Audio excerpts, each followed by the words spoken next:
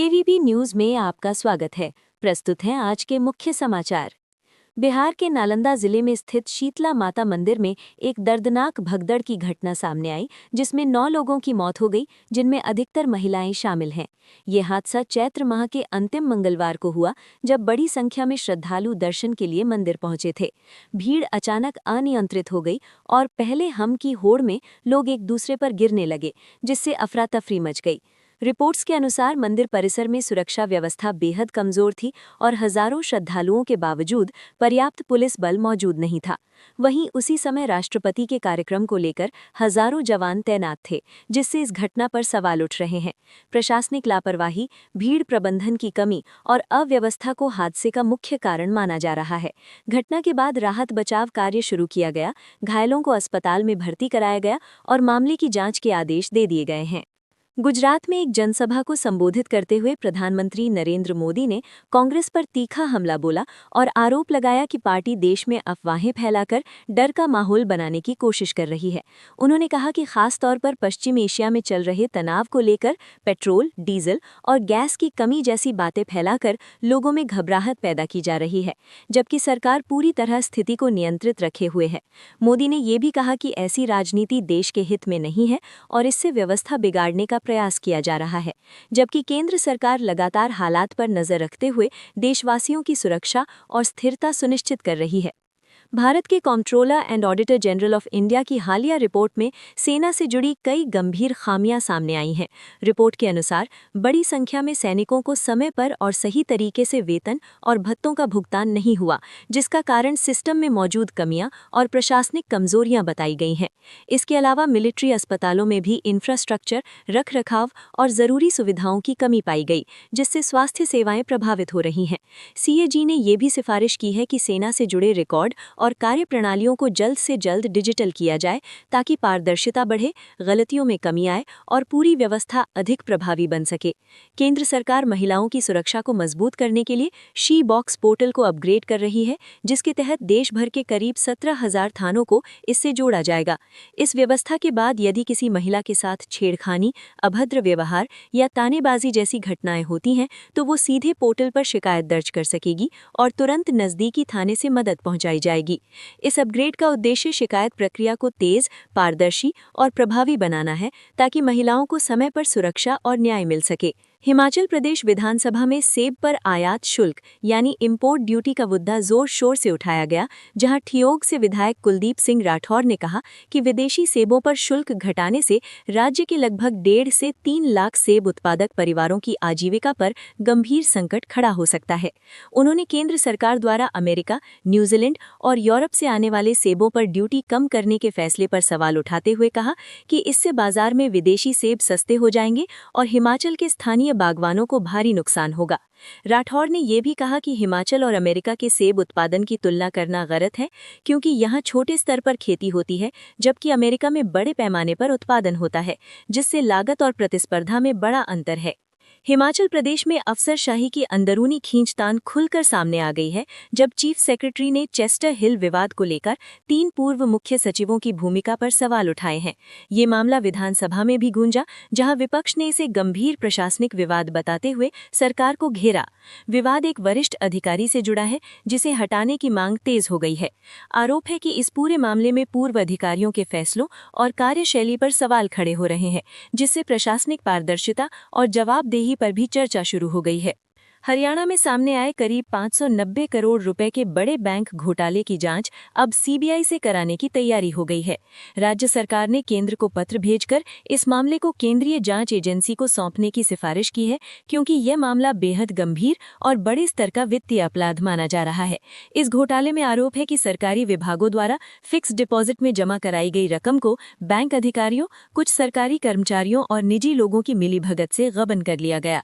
जांच में सामने आया कि ये पैसा फर्जी कंपनियों और अलग अलग खातों में ट्रांसफर किया गया। मामले में कई खातों और 8 सरकारी विभागों की रकम शामिल बताई जा रही है, जबकि कुछ आईएएस अधिकारियों के नाम भी जांच के दायरे में आए हैं, जिनकी भूमिका पर संदेह जताया गया है।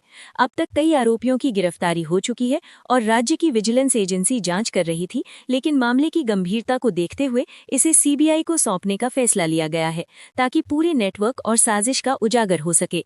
न्यूयॉर्क में राजस्थानी प्रवासी समुदाय द्वारा एक बड़े सांस्कृतिक प्रोजेक्ट की घोषणा की गई है, जिसके तहत राजस्थान भवन सहित इंडो यूएस फ्रेंडशिप सेंटर बनाया जाएगा। इस परियोजना के लिए करीब $5 मिलियन यानी लगभग 50 करोड़ रुपए की शुरुआती आर्थिक सहायता दी गई है। इस सेंटर में राजस्थान भवन के अलावा योग आयुर्वेद केंद्र, कन्वेंशन सेंटर और वरिष्ठ नागरिकों के लिए सामाजिक सुविधाएं भी विकसित की जाएंगी, जिससे विदेश में बसे भारतीयों को अपनी संस्कृति से जुड़ाव महसूस हो सके। इस अवसर पर राजस्थानी भाषा को संविधान की 8वीं अनुसूची में शामिल करने की मांग भी जोर शोर से उठाई गई। कार्यक्रम में वक्ताओं ने कहा कि इस तरह के सांस्कृतिक केंद्र न केवल भारत और अमेरिका के रिश्तों को मजबूत करेंगे, बल्कि आने वाली पीढ़ियों को अपनी जड़ों से जोड़ने में भी अहम भूमिका निभाएंगे। अमेरिका के फ्लोरिडा राज्य में पाम बीच इंटरनेशनल एयरपोर्ट का नाम बदलकर पूर्व राष्ट्रपति डोनाल्ड ट्रंप के नाम पर रखने का फैसला किया गया है। गवर्नर रॉन डिसेंटिस ने इसके लिए बिल पर हस्ताक्षर कर दिए हैं, जिसके बाद इस एयरपोर्ट का नया नाम president Donald Trump international airport रखा जाएगा। ये हवाई अड्डा ट्रंप के निजी आवास मार-ए-लागो के पास स्थित है और वे अक्सर यहीं से यात्रा करते हैं। हालांकि नाम बदलने से पहले इसे American federal aviation administration FAA की मंजूरी मिलना जरूरी है। ये फैसला खास इसलिए भी है क्योंकि ट्रंप पहले ऐसे राष्ट्रपति बन सकते हैं जिनके कार्यकाल के दौरान ही किसी बड़े एयरपोर्ट का नाम उनके नाम पर रखा जा रहा है। हालांकि इस कदम को लेकर राजनीतिक बहस भी शुरू हो गई है। अमेरिका के पूर्व राष्ट्रपति डोनाल्ड ट्रंप ने हाल ही में एक तीखा बयान दिया है कि अब अमेरिका हर देश की मदद करने के लिए बाध्य नहीं है। उन्होंने खास तौर पर उन देशों पर निशाना लगाया जिन्होंने ईरान के खिलाफ चल रहे सैन्य अभियान में अमेरिका का साथ नहीं दिया। उन्होंने कहा कि ऐसे देश या तो अमेरिका से तेल खरीदें या फिर खुद हिम्मत दिखाकर हॉर्मुज़ जलडमरू मध्य से तेल हासिल करें। उन्होंने ब्रिटेन और फ्रांस जैसे सहयोगी देशों की आलोचना करते हुए कहा कि जब अमेरिका को समर्थन की जरूरत थी तब ये देश साथ नहीं आए, इसलिए अब उन्हें अपनी ऊर्जा जरूरतों के लिए खुद जिम्मेदारी उठानी चाहिए। ट्रंप का ये बयान ऐसे समय आया है जब स्ट्रेट ऑफ हॉर्मुज़ में तनाव के कारण वैश्विक तेल आपूर्ति प्रभावित हो रही है और कई देशों को ईंधन संकट का सामना करना पड़ रहा है। मीना कुमारी की 54वीं डेथ एनिवर्सरी पर उनकी जिंदगी के कई दर्दनाक पहलुओं को याद किया जा रहा है। ट्रेजेडी क्वीन के नाम से मशहूर मीना कुमारी का जन्म बेहद गरीबी में हुआ था, यहाँ तक कि उनके पिता उन्हें जन्म के बाद कुछ समय के लिए अनाथालय में छोड़ आए थे, हालांकि बाद में वापस ले आए थे। छोटी उम्र से ही उन्होंने फिल्मों में काम करना शुरू कर दिया और महज 4 वर्ष की उम्र में ही अपने परिवार का सहारा बन गई। उनकी निजी जिंदगी भी काफी संघर्षों से भरी रही। उनके पति कमाल अमरोही के साथ रिश्ते में तनाव और विवाद की खबरें सामने आईं और एक घटना में उनके पति के असिस्टेंट द्वारा उन्हें थप्पड़ मारने की बात भी सामने आई थी। 31 मार्च 1972 को महज 38 वर्ष की उम्र में लिवर सिरोसिस के कारण उनका निधन हो गया। उनकी जिंदगी में जितनी शोहरत थी उतना ही दर्द भी था और यही वजह है कि वो आज भी भारतीय सिनेमा की सबसे संवेदनशील और यादगार अभिनेत्रियों में गिनी जाती हैं। यो-यो हनी सिंह के मुंबई कॉन्सर्ट के आयोजकों के खिलाफ पुलिस ने FIR दर्ज की है। आरोप है कि कार्यक्रम के दौरान एयरपोर्ट के पास प्रतिबंधित क्षेत्र में बिना अनुमति के हाई पावर लेजर लाइट्स का इस्तेमाल किया गया, जो विमान सुरक्षा के लिए खतरनाक हो सकता है। ये कॉन्सर्ट मुंबई के MMRDA ग्राउंड में हुआ था, जो एयरपोर्ट के नजदीक होने के कारण सख्त नियमों तहत आता है, लेकिन आयोजकों ने इन नियमों का उल्लंघन किया। इसके अलावा आयोजकों ने प्रशासन को लगभग 12,000 लोगों के आने की जानकारी दी थी, लेकिन कार्यक्रम में करीब 18 से 20,000 की भीड़ पहुंच गई, जिससे सुरक्षा व्यवस्था बिगड़ गई और हालात नियंत्रित करना मुश्किल हो गया। पुलिस अब मामले की जांच कर रही है और अगर नियमों के उल्लंघन की पुष्टि होती है तो आयोजकों पर सख्त कार्रवाई हो सकती है। IPL 2026 में राजस्थान रॉयल्स के युवा बल्लेबाज वैभव सूर्यवंशी ने शानदार प्रदर्शन करते हुए अपनी टीम के लिए दूसरी सबसे तेज 50 जड़ी। उन्होंने मात्र 15 गेंदों में अर्धशतक पूरा किया, जो IPL इतिहास की सबसे तेज 50 में शामिल है। इस मुकाबले में राजस्थान रॉयल्स ने चेन्नई सुपर किंग्स को 8 विकेट से हराकर बड़ी जीत दर्ज की। पहले गेंदबाजों ने चेन्नई को सिर्फ 127 रन पर रोक दिया, फिर वैभव ने 52 रन यानी 17 गेंदों की तूफानी पारी खेलकर मैच को एक तरफा बना दिया और टीम ने लक्ष्य सिर्फ 12.1 ओवर में हासिल कर लिया। वहीं चेन्नई के ऑलराउंडर जेमी ओवर्टन ने 43 रन बनाकर एक खास रिकॉर्ड अपने नाम किया। उन्होंने महेंद्र सिंह धोनी का रिकॉर्ड तोड़ते हुए नंबर 8 या उससे नीचे बल्लेबाजी करते हुए टीम के लिए सबसे बड़ा स्कोर बनाया। इस मैच में वैभव की विस्फोटक बल्लेबाजी और राजस्थान की शानदार गेंदबाजी ने मिलकर टीम को IPL 2026 की सबसे बड़ी जीतों में से एक दिलाई।